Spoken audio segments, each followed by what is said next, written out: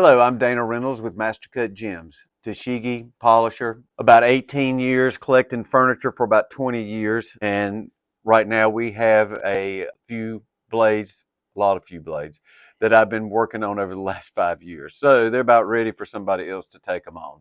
So let's get started. Hello everyone, Dana Reynolds with Mastercut Gems.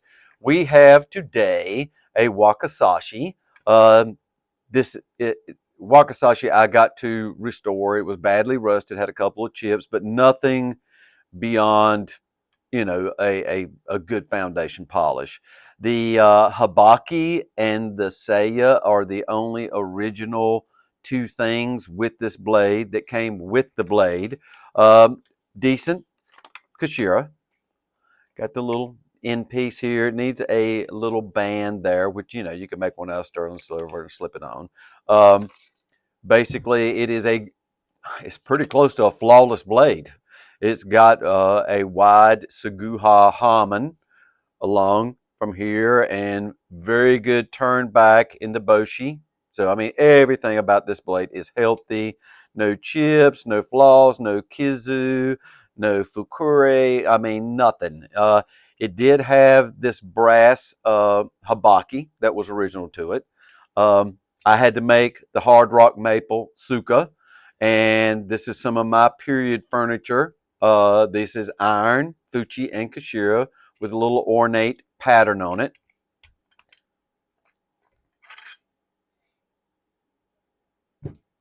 Ubu, one hole, nakago, nice iron, pierced cut, suba, all period from when this blade was made.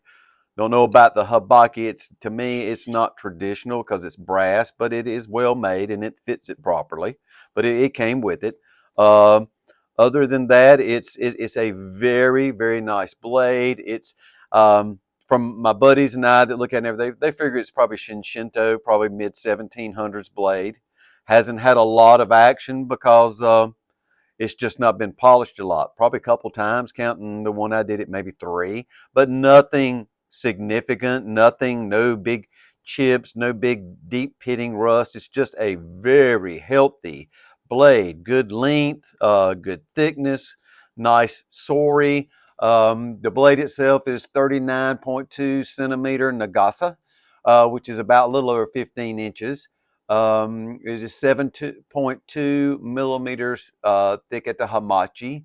It is a 1.25 centimeter sori. Like I said, it's Ubu Mume, which means it has not been signed and it was only drilled one time in the Nakago. It is very wide Seguha undulating Midari type Haman, which you'll be able to see more when you take it to more finger stones. It needs no more bench stones. All it needs is Hazuya and Jitsuya to bring out more of the Haman as well as the Hata activity. It basically has no flaws.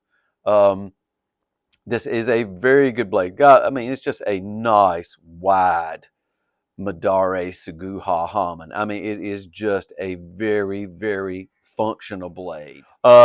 This particular blade did not have a geometrically cut in Yokote line separating the Kisaki point from the body of the blade.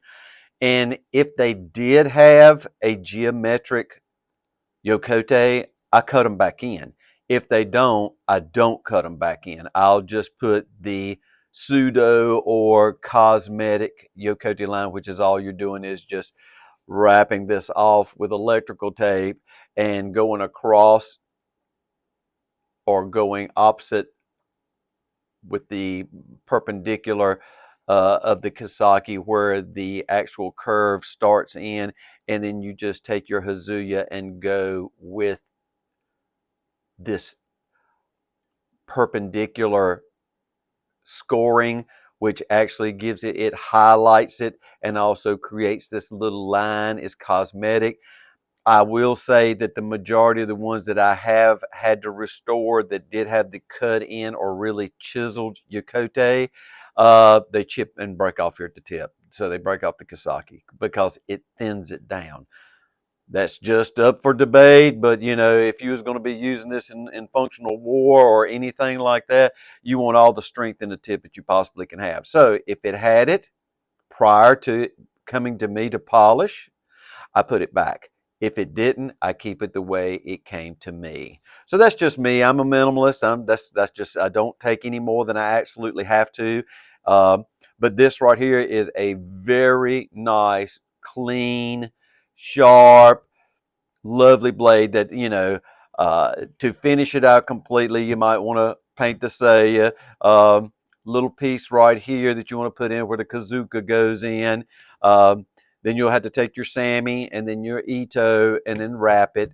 And if you're going to do that all restoration or anything like that, let me know. I've probably got a pair of Manuki that'll work for these blades. So if you buy the blade from me, I will try to find you a set or a pair of Manuki that would be close to fitting. Might not be the period, might not be exact match because they've gotten very expensive, but I do have a lot in my inventory. So if you're going to restore it and everything, just let me know in your email if you purchase it, and I will find you something to go along in it. All you'll have to buy is your Sammy and your Ito, and then listen, if I can wrap them, you can wrap them. I just don't wrap them anymore because if I put blue Ito, they wanted red. If I put red, they wanted black. So it's just like with the gemstone world. You know, I don't do that.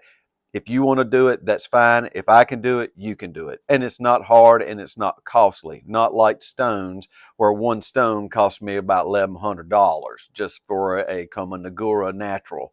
But that being the case, this is a very nice blade, a very nice Wakizashi. It is old, it is authentic, it's traditionally made, unsigned, which you know you don't have to worry about being a gimme or a fake signature if they never signed it. So that being the case, this is this particular blade, and thanks for watching and listening.